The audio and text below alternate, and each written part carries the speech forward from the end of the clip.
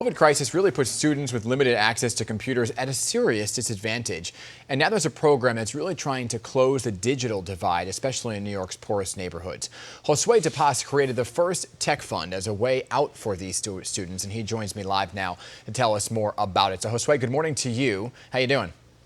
I'm great. How are you this morning? Doing well, thank you. So you were inspired, to start the first Tech Fund Fellowship. That's what it's called because of your own experience. So tell me a little bit about the inspiration behind it. Yeah, so I grew up undocumented and in a single parent household. So there weren't many available resources for me.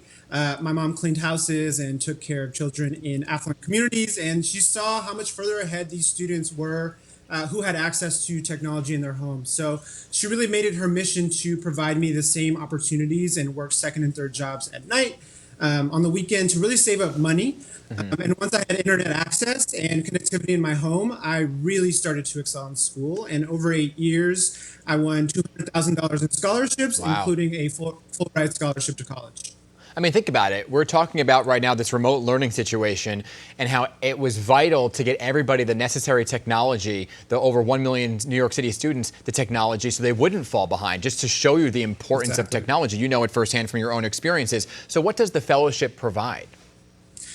So our program will provide a student with a laptop they can keep, a Wi-Fi hotspot, and then also professional development in the form of webinars throughout the school year. So students will get the opportunity to hear from young professionals about different careers and different options that they can pursue after graduation.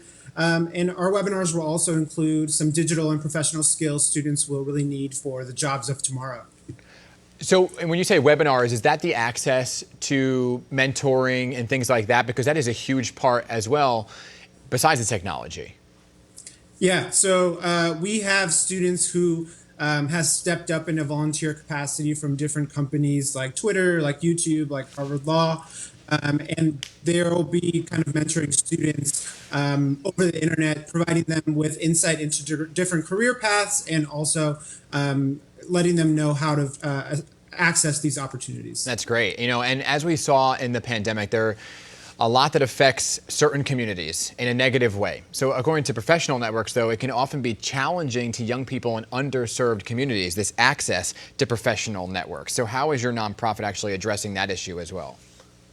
Yeah, so we know that you can't be what you can't see. Right. I only knew that I could be a lawyer or a doctor, or best case scenario, like play shortstop for the Yankees, though that didn't work out. But I didn't know anyone in my community who did any of these jobs. So we're really leveraging our networks, our personal networks, professional networks, to connect students with professionals in industries that they're really passionate about, making sure that they can learn from those professionals in particular and really start building their networks as they progress through high school, through college, and beyond. I mean, shortstop for the Yankees would be pretty cool, but think about the impact you're having now. You know what I'm saying? Exactly. Here's the big question. Who is eligible to apply for the fellowship? Because I think a lot of people are interested in this. Of course. So we accept high school students from all 5 boroughs in New York City and encourage them to apply to our program, regardless of immigration status. Students must attend a New York City school full-time and be a rising 9th grader through 12th grader to be considered.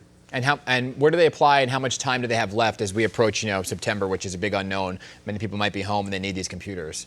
Of course. So students can apply by visiting firsttechfund.com/apply, where the application is available in Spanish and English. And there's also a printout version available on the site if students prefer to handwrite the application and mail it to our office. And they should be sending that application by August 3rd to be considered. Josue, this is a great, great program. I like that phrase. What was it? You can't be what you can't see? Can't be what you can't see. That's a phrase to live by, my friend. Hey, thank you for what you're doing. It's really, really impactful.